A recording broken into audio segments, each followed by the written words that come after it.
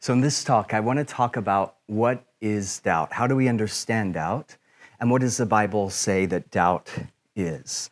I think one of the most common misconceptions that people have about doubt, and I think one of the reasons why people fail to be honest about it when they go through times of doubt, is this false assumption that doubt is the same as unbelief. But when you look at Scripture, what you find is that doubt is in a different space than unbelief. I like to look at it as a spectrum. So on one hand, we have faith, which is where Jesus wants us to be. He's pushing us deeper and deeper into his heart, to follow after him, to chase him, to trust him, to know him. The opposite of faith isn't doubt. The opposite of faith is unbelief. So doubt is kind of that middle, murky space in between. It's essentially neutral. It's like a spiritual Switzerland, right? It all depends what you do with it. So doubt can lead us deeper into faith, or depending on how we respond to it, doubt can lead us away from God towards unbelief. And for me, this was a game changer a number of years ago when I began to see this in Scripture, that in the New Testament, one of the words for doubt is this word diakrino. And diakrino means to be separate or to be torn. It comes from this Latin word dubitare, which is a word that means two. So when a person doubts, they are literally in two minds. When we doubt, it's like we're being torn between two opposing points of view. Or you think of the book of James, where it says the person who doubts is like the one who's tossed by the waves of the sea back and forth. Now, what's fascinating is that if you do a cultural study on how people have understood the word doubt, it reflects this idea of two-ness or being torn. For example, the Greeks, they defined doubt as a tearing of the mind. The Chinese envision doubt, you know how they use these word pictures, which are really fascinating to describe certain things? Their word picture for doubt was of a man with a foot in two separate boats. That's probably not going to end well. Or the Peruvians, they define doubt as having two thoughts. In Guatemala, it's a person whose heart has been made two. So in the New Testament, we see that doubt is two-ness. You're being torn, you're being ripped apart. Unbelief, however, is a different word. It's this word apostia, and apostia means an unwillingness to believe. So what's the difference? Doubt says, I'm unsure about what is right. Unbelief says, I don't really care about what's right. Doubt is pursuing the truth wherever that may lead. Unbelief is being content with a lie. Doubt is seeking out the light. Unbelief is willfully choosing the darkness. Charles Hummel, the late president of Barrington College, he put it this way.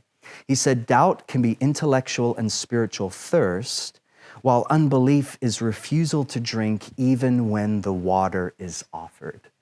A number of years ago, my wife and I lived in Oxford, England, which is a fascinating place to live because it's kind of the epicenter. It's been known as an epicenter of the new atheism.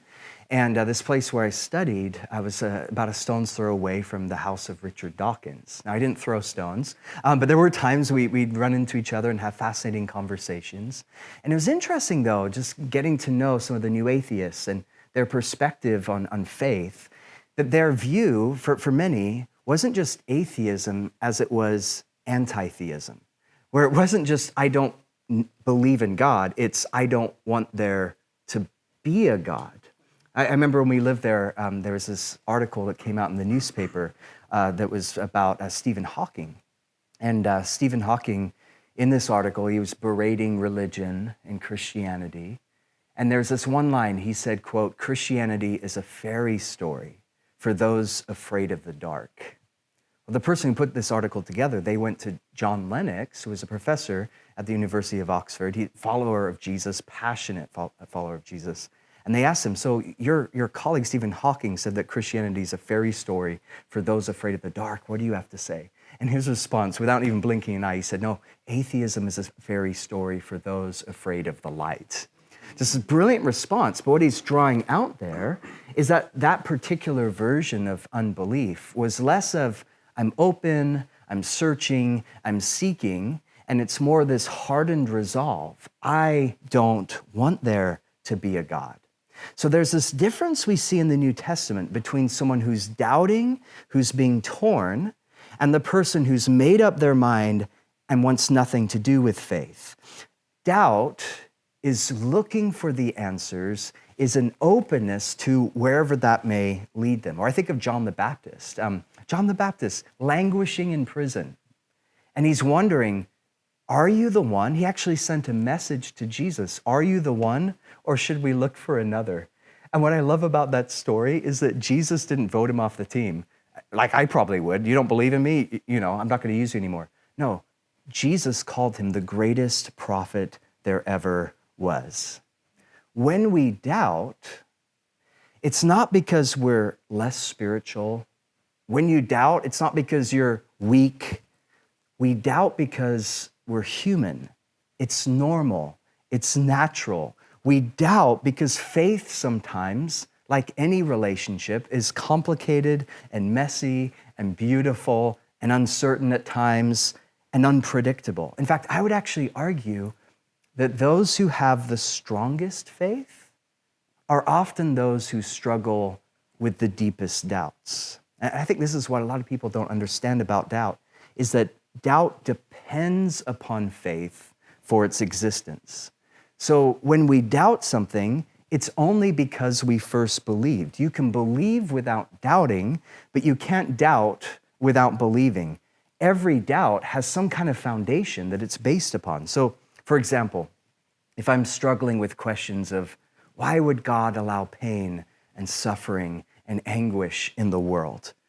The reason I struggle with that is because of my faith, my underlying faith in the goodness of God. Someone who doesn't have faith or who has weak faith, they're not necessarily going to feel that struggle in the same way. Why? Because they either A, don't believe, or they don't really care. So what I'm saying is that doubt can actually be a good sign.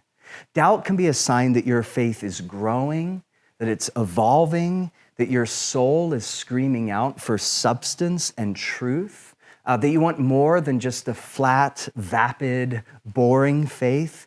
You want your faith to be your own. So strong faith is not the absence of doubt. It's what happens when we wrestle with our doubt. Frederick Buechner, he put it this way. I love this quote. He said, "Doubts are ants in the pants of faith. They keep it awake and moving." How true is that, right? It's awkward and it's hard sometimes to deal with, but it keeps us alive. It keeps us engaged. It keeps us on the quest. It keeps us on the hunt. So doubt can be a catalyst for growth and change, and doubt is different than unbelief. And doubt, depending on how we respond to it, can either lead us away from God towards unbelief, or our doubt can lead us deeper into faith.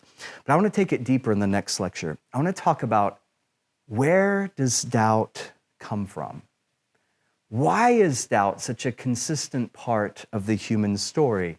Why would God create a world in such a way that doubt exists? That's what we'll unpack next.